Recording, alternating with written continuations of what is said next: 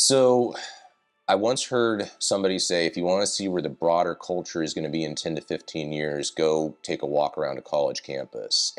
And for some people, that might be terrifying. But the interesting thing about college campuses is that the ideas of the broader culture hasn't necessarily quite adopted as mainstream yet, are the mainstream in universities especially. So this is where society is going to be. These are the people leading and directing, or going to be leading and directing and guiding our broader society in 10 to 15 years. And this is the most impressionable time of their life. And they're hearing all of these numerous voices and all these numerous worldviews that say this is where you find satisfaction. This is where ultimate meaning comes from. This is what you need to truly feel content and to truly be happy. And in the meantime, the one thing that offers them true contentment, the one well that will never run dry, is a life found in the person of Christ. It is life from death, is a message of the gospel, the good news of Christ. But yet, it's drowned out in the sea of all these other voices. One of the unique challenges of college ministry, obviously, is having to walk in two worlds.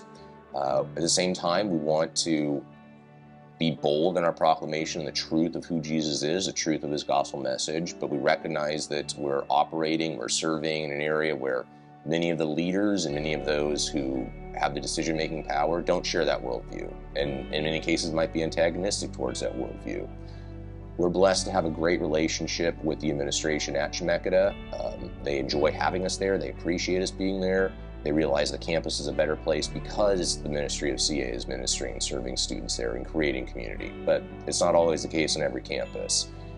So one of the unique challenges of community college in particular is that there's really no community, ironically. Students come, they go to class, and they leave. They don't live on campus. They're there mainly for their classroom experience. There's not necessarily a ton of investment in student life. So you have a small window during the day when you can really meet and connect. And then we have to get creative. But there's a lot of amazing stories. There's a lot of amazing ways in which God is moving. And what's especially really cool is the wide range of stories that we see. We have students as young as 16 on our leadership team who are doing early college, all the way to 44-year-old mothers and fathers of 4 who are going back to school. And you have so many different stories of what God has done in their life and so many different backgrounds and worldviews that are coming together in one place. It's an incredible opportunity. There's a lot of challenges, and a lot of times we're so excited to take the gospel to the ends of the world that we fail to realize that, one, the world is literally coming to us on our college campuses every day in terms of so many international students from nations all around the world, many of which are incredibly hostile towards the gospel, and many students who never even had the chance to hear it in their native country because it's illegal. But you miss the brokenness and the opportunity that is right there, right under your nose. Just because they may not be experiencing the same tangible physical brokenness that we see in a orphanage in Calcutta, India, or in homeless ministry in Los Angeles, wherever you might be, doesn't mean they're not broken. It doesn't mean they're not hurting. It doesn't mean they're not lost. And the challenge is sometimes they don't recognize they're lost.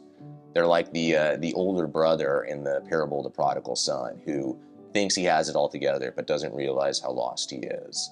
So it's one of the very unique challenges, but with challenge comes opportunity and comes great blessing.